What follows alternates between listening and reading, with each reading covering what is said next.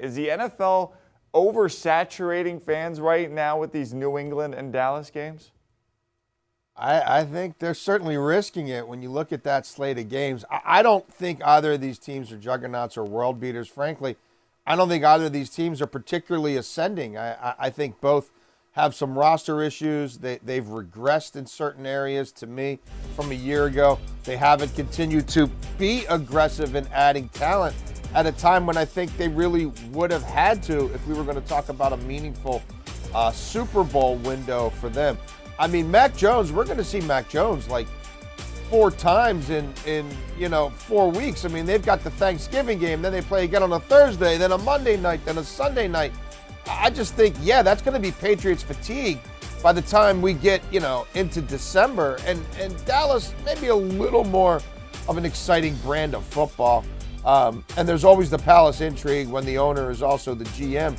But like Dallas against, AFC South teams, I don't know, it's not really a rivalry. You can't pick a perfect schedule.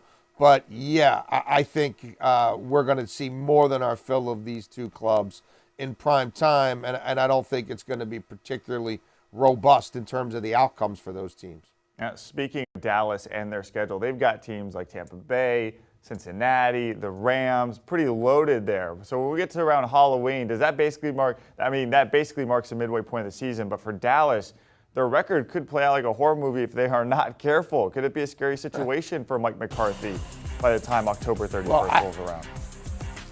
Yeah, I think Mike McCarthy is already looking over his shoulder, and I think he already sees ghosts, maybe the ghost of Sean Payton in particular, but it's not the best vibe to come into a season.